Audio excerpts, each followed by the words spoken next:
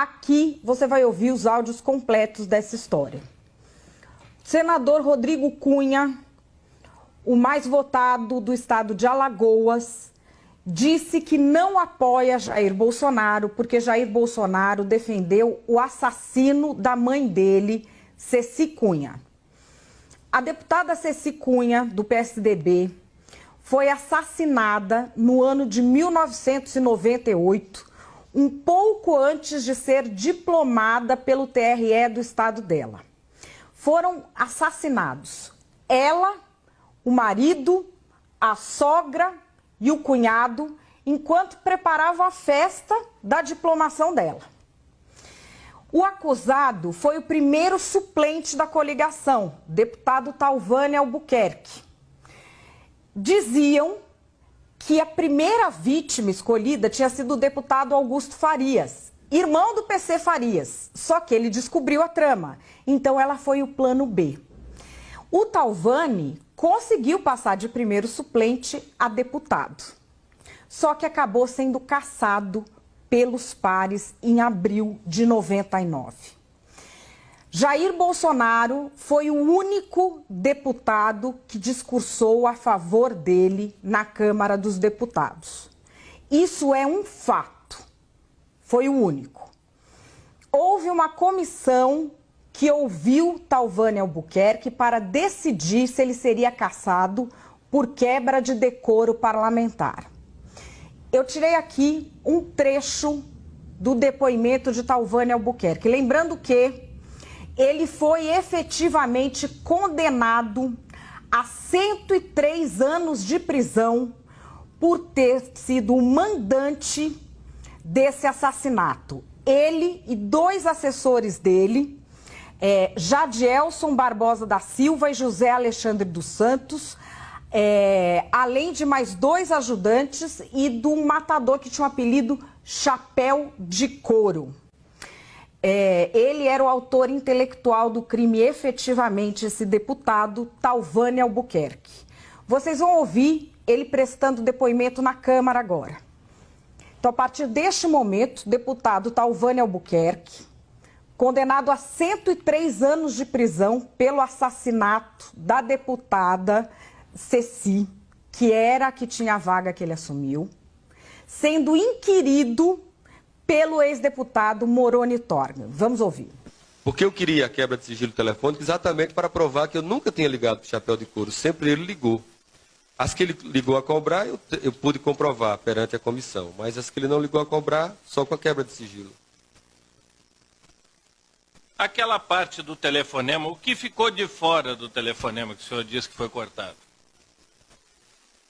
Tem uma parte que ele diz assim, como vamos matar o careca, aí eu fico sem saber se realmente qual careca ele está se referindo. E se o assunto me parece também estranho, porque esse telefonema foi o quê?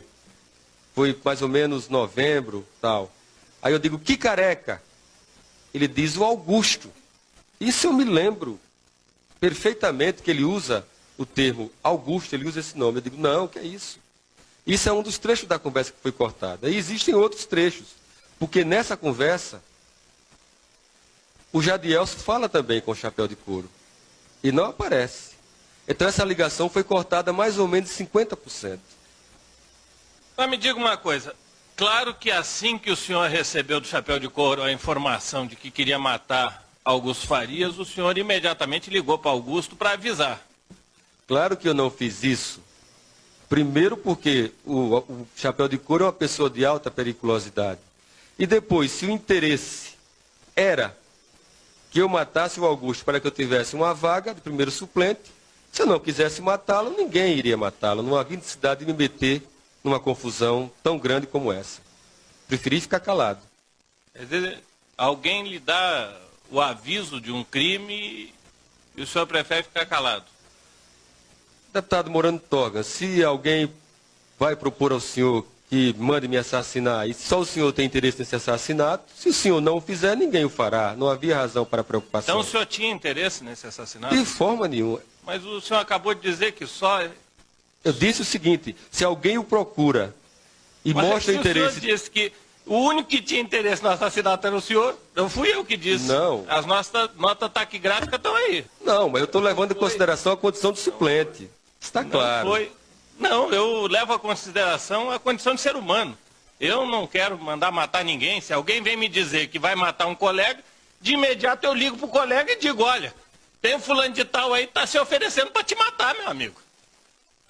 E por que vai ser eu o único? Quer dizer, isso eu não entendi dessa parte. Me explica melhor. Exatamente isso que eu falei com o senhor. Tem que se ver o binômio, periculosidade do indivíduo com quem eu estava lidando. E primeiro que o interesse, presumível interesse, seria do primeiro suplente. Então, se eu, primeiro suplente, não queria matar, ninguém mais ia querer. Portanto, o deputado não estava correndo perigo de vida. Tanto que não morreu, está vivo. Bom, esse foi um dos pontos da quebra de decoro. Ele sabia da ameaça de morte contra um deputado e nada fez, como é a obrigação legal dele. É impedir um crime que poderia ser cometido, que estava em andamento. Aí vem o ponto 2. Ele contribuía financeiramente com a família do matador, o tal do Chapéu de Couro. Eu só falei... Uai, seu app de vídeos curtos.